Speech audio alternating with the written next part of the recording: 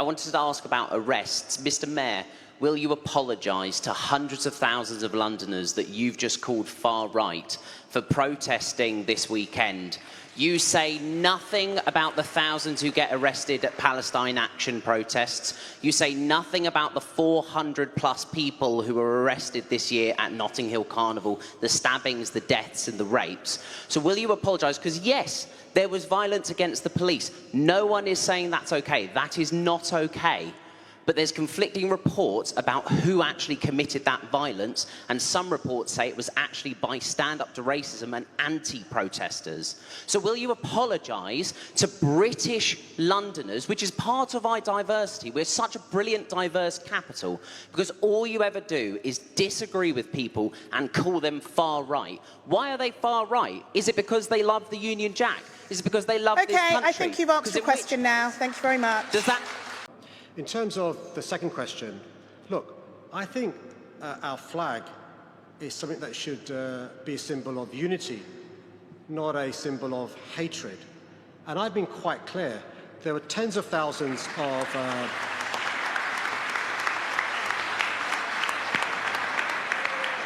there were tens of thousands of people at the march on Saturday who were not far right. But the march was organised by the far right. We can't run away from the fact that Stephen Yaxley Lennon organised the march. He's a far-right activist and a violent racist with a string of criminal convictions. We can't escape the fact that on the platform, Elon Musk was on the platform of the big screens. What did Elon Musk say? You either fight back or you die. That's the truth. Also, the platform was a French politician who's been convicted for racial hatred. Also was a Spanish influencer who said the government are taking our money and financing, and I quote, the great demographic replacement of our nation. Also, by the way, was a Dutch far-right commentator with a T-shirt saying generation remigration. Also was a far-right Belgian politician. By the way, they don't mind foreigners if they're racist.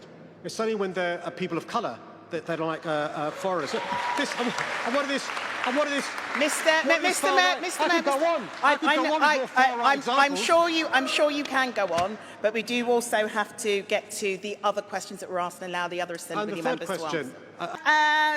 Assembly Member Susan Hall. Thank you, Charlene. It's somewhat typical that the Mayor started his answer by blaming somebody else, because that's what he does all the time, and some of us are sick to death of it. So if I start off, I agree with my colleague here about front counters. We're on the Police and Crime Committee together, and we have been fighting this from the minute we knew about it. The Deputy Mayor knew about it as well in November. It's such a shame that they don't think to share this with us, because we'd have started campaigning against it straight away.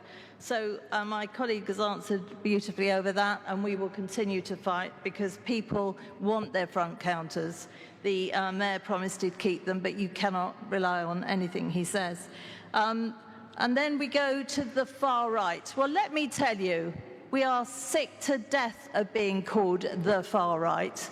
The number of people that went on that march this weekend, they're not political at all.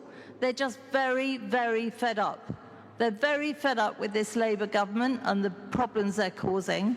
They've been fed up with this Labour mayor for a very long time, and they wanted to walk through the streets so that people would know. And the fact that they're carrying, Union Jacks or the Union flag or the St George's flag, that doesn't mean anything other than that they're proud of their flag, and as am I, let me tell you. They're not far right, and I wish you'd stop calling people far right. This is what he always used to do to opponents. Okay, Susan Hall, are you going to be answering the question? I am. I don't believe you are answering the question. Well, I think I am, but I'll move on to the next bit if you like. Carnival. Now, the police have to be there at Carnival, 7,000 of them on each day. It's cost us all an absolute fortune. Thank God they had the foresight to do lots of raids before the Carnival, because on one of them they found, or in several of them, 11 firearms which they had intelligence to say they were going to be taken to the Carnival. Had they have done, I suspect we would have had murders this year. Thank God we didn't, and I put that down to damn good policing before the event started. We have to have these things. I think there were 5 stabbings. The amount of police officers that are injured every single year is nothing short of a disgrace. No police officers should ever be attacked, whether it's a march, a festival, a carnival. It's outrageous. And this I will agree with the Mayor on, because I've been saying it too. It is a victim of its own success. The roads are not wide enough to keep the carnival there. And every year you just hold your breath and hope that nothing fatal is going to happen. Okay. Thank you.